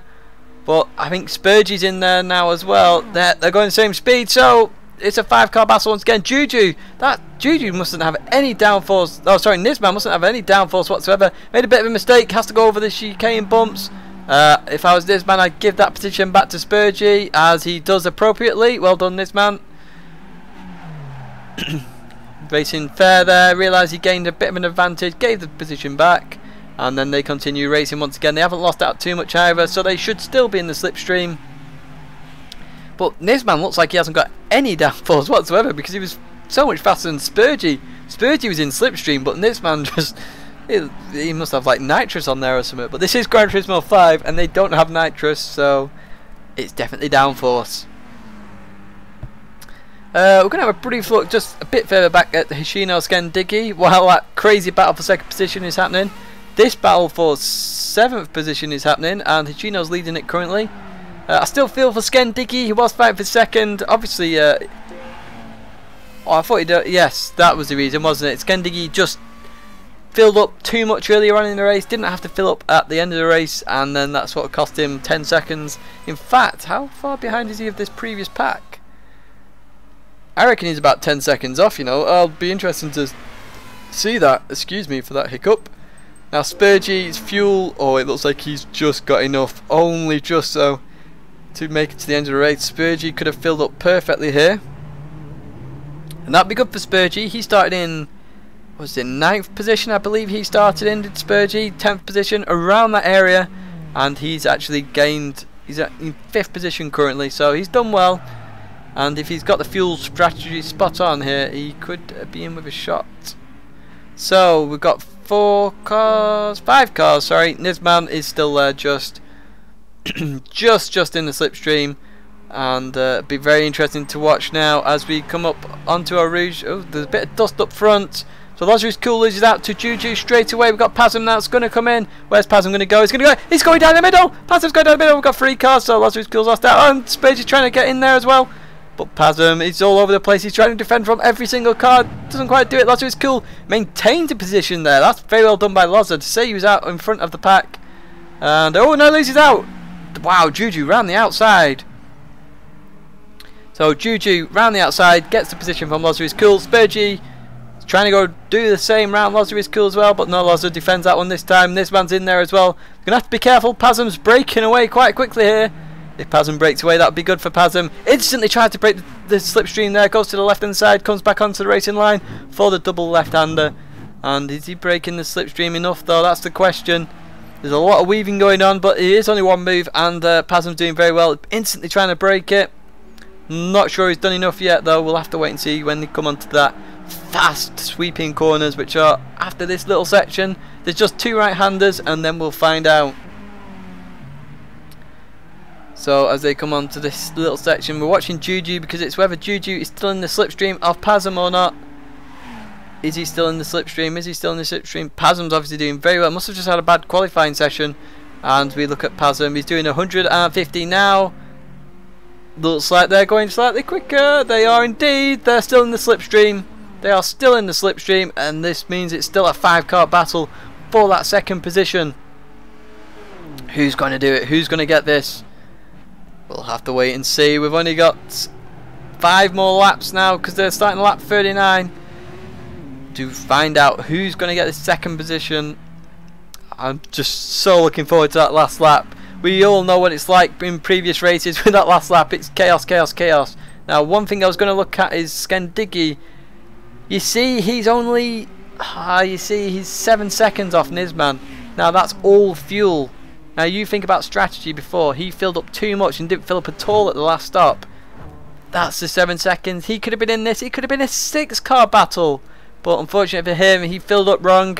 And this time, he started off a bit on the action, and he's finishing not really in on the action. Whereas in every other race, it's been the opposite way around. We look at Juju trying to overtake Pasm. Lozris Cool catches up finally on that straight, but Pasm maintains it. That shows you the strength of Pasm at the moment. Pasm has clearly got the pace to stay in front of these guys, and these guys are going to have to struggle to try and stay on top with him. Right, let's have a look at some of these tyres now. So Spurgey's got much better tyres. Nisman's struggling a little bit. Remember, Nisman's on a 2-stop strategy, not a 3-stop strategy like everybody else. Lozri's Cool lost a bit of tyres, not as much as Nisman though, I reckon. Oh no, these two are on 2 stops. Apologies there. I've got Juju and Pasm there. I know they're on 3 stops. So Spurgey's got the best tyres at the moment. He did pit last. So Spurgey and Pasm I would put as the favourites here. Juju's definitely in with a shout as well. I don't reckon Lozri's Cool and Nisman are going to be in with a shot. Their tyres are going to just drop, drop and drop. But they're coming round now. They're near the end of this lap. We'll just jump to MSP J-Town briefly. Let's have a look at the leader. Because we're probably not going to be on him at the end of the race, because we're going to have a bit of a chaotic finish, I can imagine. But he starts lap 40 now, as does MSP J-Town. Plenty of fuel in there to still go. Maybe overfilled by a few litres, but he's not too worried there. He's won this race pretty much now, unless he disconnects. Whoa, I just noticed something there. Juju or somebody in that battle just got a bit sideways with the arrow at least. And but this is J-Town as he goes through our rouge there. And nothing really struggling with there, and he's got an easy finish, I would assume. Doesn't even have to push. So we're jumping back to this 5-car battle here. So we've got a Nismo Z, we've got a GTR, we've got a Lexus, then we've got 2 more GTRs. The GTRs, remember, are really, really strong on straight line speed, which of course we have here at Spa. We have a lot of straights. And we've only got 4 laps to go. 4 laps to find out who's going to finish second place. Pasm and Juju, the ones leading the pack at the moment, are the ones that will benefit most from positions gained from if you actually finish second here. As Juju goes to the outside there, Lozri's Cool's following. Lozri's Cool quite smart there, stays behind. Lozri's Cool going for the inside, doesn't quite get it. Spurgey going around the outside of Lozri's Cool, goes a bit too deep, but now has lost position to Pasm. Spurgey getting a bit sideways. Now Nisman's on the inside there. Nisman doesn't quite do it, so it's now Juju, Lozri's Cool, Pasm, Spurgey, Nisman. And that's 2nd, 3rd, 4th and 5th position. And it's, you know, it's all kicking off at the end of that straight every single lap. The position changes. Of course, if Pasm gets it up front, tries to break away again, he could try and do that. Remember that one lap where he was up front and stayed up front as well. But it's Juju currently, then Loza, then Pasm. My money's on Pasm or Spurgey at the moment, or Juju, because they have the best tyres. And as it gets down to that last lap, that's where all the time's going to be lost in that middle section, because in the end, when you get round to this technical part, you're going to want to be as close to the front as you can, because I reckon you're going to have, what, 1 or 2 moves? Because we got a fast section. That bus stop chicane could cause all sorts of chaos on that last lap, but we'll just have to wait and see. Could there be a few dive bombs? We don't want to see any crashes, but you could expect a dive bomb or 2, I reckon. But look at Pasm, he's so close to Lozer is Cool at the moment. Is Pasm going to make a move coming up to the bus stop chicane? Is he going to make a move? Nope, they all break properly there, and Spurgey, yep, Spurgey's fine as well. Look how close they are. There's not even a second in that, not even a second. Let's have a look as they cross the line. Juju, oh no, there is a second, apologies, there's a second and a half apparently. I wouldn't have put a second and a half there, but there is. If we look a bit further behind, they're still 7 seconds off Alskendigi and Hashino, so they're not really gaining. And Tomzon's not really gaining to Moleman either. So this definitely is the battle to watch. And we're going to stay on Pasm, see what Pasm does as he comes up here. And is he going to make a move? He will do, but which way is he going to go? So Juju stays left, Lozer goes right. Pasm stays with Lozer is Cool. Now Pasm goes to the left as well. Is Pasm going to outbreak Lozer? Go around the outside. Lozer's been overtaken there once, but doesn't do it this time. So that's 5 cars there, still racing. And all the GTRs are at the back. I said the GTRs were the strongest in this one, and the GTRs are all at the back of this pack at the moment. It's a Lexus and then Nismo Z at the moment, who are second and third. Lozer is Cool breaking away a little bit there. Got to be careful. Don't want someone to break away, because that means your race for that position would be over, and then everyone drops the position. But Lozer hasn't broken enough there, I don't think. Double left-hander now. So that's the first part. You've got run out wide, and you come in again to that apex. And then the GTRs, they're slacking a little bit. Nisman, of course, is going to struggle the most because he's got the most worn tyres. But the other guys are going to have to be very, very careful, because Nisman could just be holding back, waiting for that opportunity to come back at the end of the race, do sort of a 41 to 42 move up a position, 42 to 43 move up another, the final lap, do the final push. You could see that. But Lozer is Cool and Pasm are really breaking away here. Juju's going to have to be very careful. And Spurgey definitely got enough fuel as well. So Spurgey's probably done the best with the fuel. Nisman running slightly wide there. Got to be careful of that. Don't want to spin out. But Lozer is Cool and Pasm, they look like they're breaking away a little bit actually. They're going to have to be careful. Have they really broken away? Pasm, oh, down the inside at the bus stop. He shouldn't have done that. Should have tried to keep the distance, but look at that. One move and the GTRs are back all over them. So we've got, well, it's 3 laps actually, isn't it, from this point. We've got all of lap 42, all of lap 43, and all of lap 44 to go. So they're going to approach Eau Rouge again, and then they're going to have another switch place part where you're going to have Lozer is Cool drop, more than likely. You're going to have, I reckon Pasm's probably going to come out ahead at the end of this one, or Juju. Nisman's going to stay behind, I reckon. Nisman's struggling to hang on. As there you go, there's Pasm's move. He's going to have slipstream, but now he's going to struggle to gain any more momentum. Lozer is Cool really squeezes him, and Juju has nowhere to go. Lozer is Cool, oh, there's a bit of contact, and that was very smart of Lozer is Cool. He only lost 1 position there because he made Juju go to the inside where Pasm was. Juju had nowhere to go, he had to brake. Meant Lozer is Cool could brake a tiny bit later, and that meant Lozer is Cool didn't lose another position. So that was Pasm's. Lozer is Cool, MSP Juju then has to really think about that straight again next time and see where he can overtake. Now in fact, Pasm has used more fuel than Spurgey here, and that's a very interesting thought, because it means Pasm's had to fill up more, but he's actually used more fuel in slipstream battles, just being in a higher gear, higher speed, and that's actually costing him fuel. But of course he does have enough to the end of the race. I can't see him running out of fuel. There's only 3 laps to go, well 2.5 now, 2.5 laps to go, and then we find out who finishes in second place. But Pasm's trying to pull away with Lozer is Cool once again. The GTR is going to have to be very careful. It looks like they struggle with the cornering section, and of course remember their strength is the speed section, so they're definitely hanging on there. They're definitely in the slipstream. Question is, can they stay in the battle as they go through the complex sections on the last lap? Oh, there's a few running wide there. Lozer is Cool ran the wide the most there. Juju ran wide. Spurgey and Nisman didn't, but Pasm leads as it comes up round the bus stop chicane. And he starts the penultimate lap, lap 43. There's 2 laps to go. now you want to just place yourself in the best position you can for the final lap now. So as you come onto this slipstream section, it's where do you want to be? I would want to be personally around 4th position. I would think 4th position would do me for when I came here next time. So to me, Juju is in the best spot, and then Lozer is cool and Pasm. But remember, we've got slipstream now, so Pasm's probably going to drop off a little bit. Where's Pasm going to go? Where's Lozer's going to go? Where's Juju going to go? We'll find out now as we come onto this straight. So Juju trying to overtake Lozer is cool, does that well. Pasm stayed to the inside, so Juju's going around the outside. But Pasm defends. Pasm's defended it. That's what I mean. Pasm did that before. Spurgey's round wide. Spurgey's round wide. Spurgey round wide. Spurgey's out of that pack.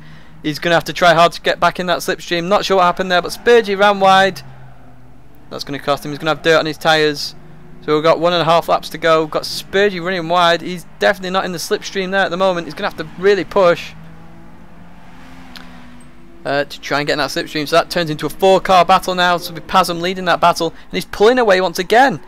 Juju can't handle the technical section and Pasm's pulling away. In fact, he could have enough of a gap to stay in front after the straight there. That's very interesting.